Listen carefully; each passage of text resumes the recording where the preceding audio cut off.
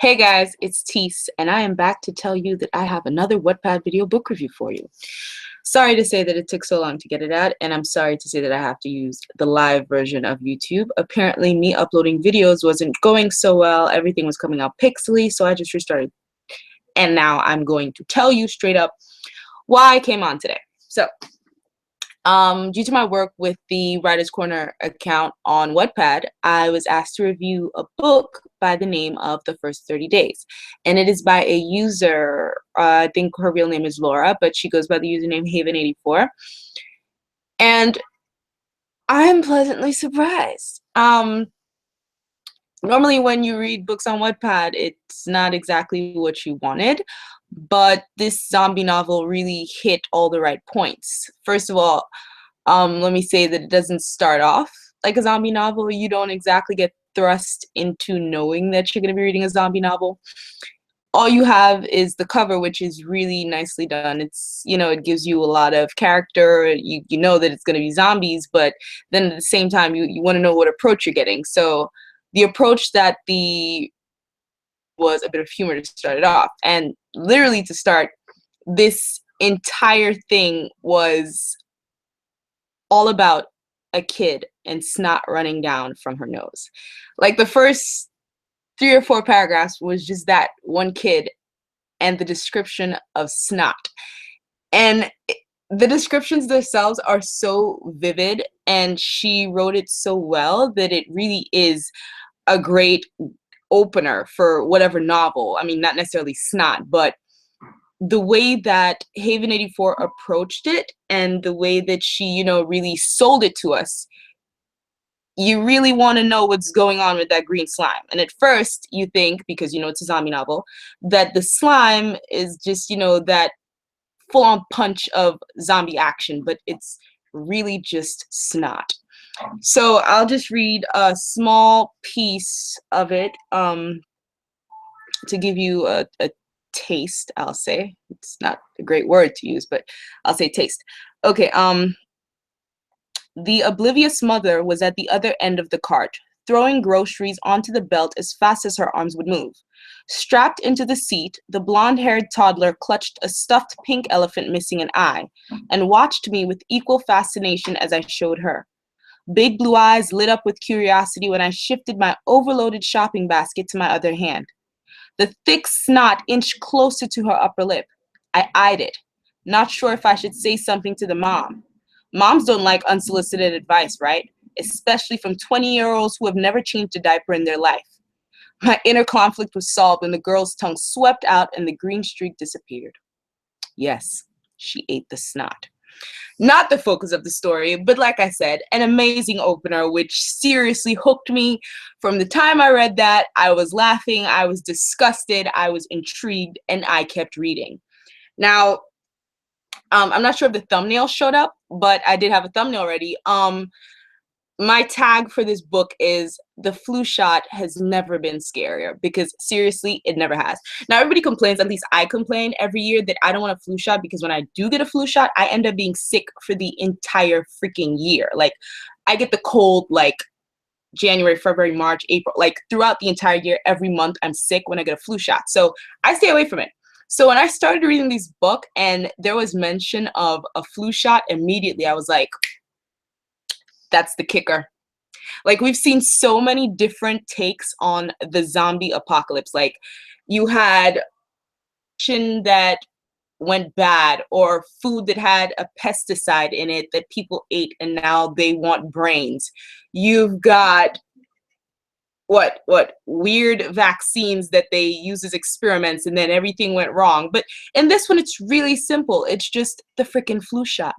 Everybody just plays it off. It's just the flu shot. You get your flu shot and then you're fine for the rest of the year. That's not what happens.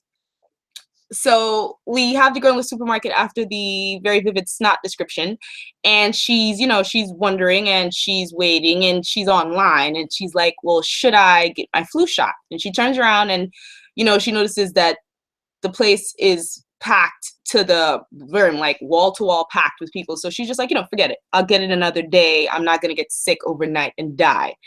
So she goes home. Everything's fine. The story, it she really eases us into the zombie section of it. So she gets home, she's hanging out, her best friend or roommate, she never calls her a best friend, it's her roommate. She's getting ready, there's a lot of introduction to the characters, a lot of in talking, really nice, smooth descriptions that really keep the story flowing, which I'm really, I applauded her for that in my Wattpad review. And once they get to the section where the friend is, she's getting ready, she's like, what's on your arm? And she's like, oh, I got my flu shot today. I forgot to take the bandage off. Thanks for reminding me. So she takes the flu shot off, the Band-Aid off. She goes out with her boyfriend. The main character is still at home, just chilling in front of the TV in her sweats or whatever. Everything's fine with life. Life is great. And then hours later, the door is like banged upon. Boyfriend comes in carrying almost passed out girl because she is sick beyond her ass, even if she was fine just a few hours ago. So he takes her up to the room. They put some medicine by her bedside. She goes to sleep. Everything is okay. Overnight, the main character continues to check on her, make sure she's okay. She made sure that the friend took her medicine. She heard her go to the bathroom. Everything is just peachy. It's just a little cold. It's just a little, onset of a cold. And then the next morning, she hears the friend in the bathroom. She figures everything's fine. She goes downstairs. The boyfriend comes over, and then he's downstairs. He's talking to the main character, and then they hear a thud. So, they drop everything and they rush upstairs, and then the friend is in the hallway. Her eyes are bleeding. Her face is covered in blood, and she's just like, I threw up. And then she passes out, convulsions, everything. She's out on the floor. So they're panicking because she's foaming at the mouth. And then finally her eyes go black. She's dead. So the main character is fidgeting with her phone, attempting to call 911, but she's so shaken and so shocked that nothing's going right. The boyfriend's attempting to do CPR. And, it's chaos because this is what happens when people pass out covered in blood. So once she finally, stops being dead and they see her finger twitch, they're like, oh, great, things are fine. And then more fingers twitch. And then her eyes shoot open and they're bloodshot red. And she gets up and snarls and tries to bite the boyfriend. The friend moves away and there's a struggle. The struggle is mainly between the boyfriend and the roommate. So, finally he gets bit and they're all panicky. She's running around the room snarling like some rabid animal and they're calling out her name, God, no, what are you doing? Stop! Like people do when someone turns into a zombie unexpectedly. So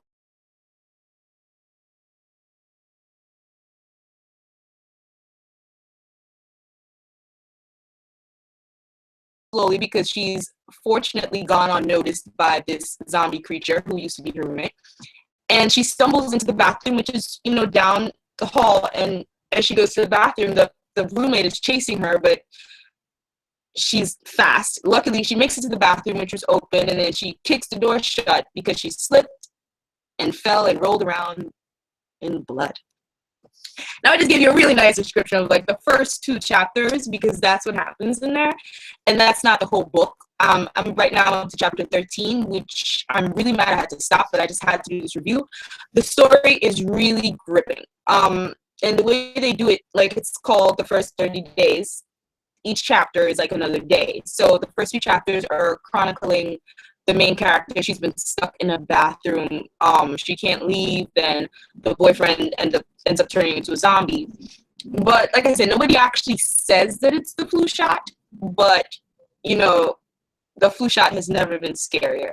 That's my tag for it. It's a great original storyline because I don't know if they've ever done that. I've never seen anything or heard about it, but it's a great original storyline, a great original story, great original plot, great escape for me, great everything. The main character ends up, getting away, getting in her car, getting chased by zombies in her car. She makes it to her job, but she thinks it's safe. And it's safe for a while. But the important part about it is that, people are going to die as anything, even if you start falling in love with the characters, they die. So I have to say that. I'm not going to say who dies. I'm not going to call names. But the fact is you got to read the book to know. Where I am right now in the book, we lost someone. my heart is racing just thinking about continuing the story because it is such a great book. My only disappointment in it is that it hasn't gotten more recognition right now. I think the highest ranking it's had so far on Wattpad is like number 17 on the horror list, but it should definitely be like number one. It's an amazing story. I really love reading it. I hope I can continue it soon. And other than that, I just, I really appreciate when I could see a story that's this good that and has this amount of good writing in it. Because sometimes they're really good plot and really good story ideas, but the writer isn't able to really develop it because they're not as skilled. But Haven 84 has really really knocked it out of the park. So what I'm going to do is I'm going to leave a few links in the description if I'm able to do that. This is my first time using live. And if not, you'll see the cover of the book, or you can just type in the name. As soon as you type it in, it pops up on Wattpad. So I will encourage you to go check it out. Have fun with it. Do not get too creeped out. And I will say, if you are thinking about getting a flu shot, unless you are prone to getting sick, I'd say you don't need that flu shot. Anyways, thanks for watching.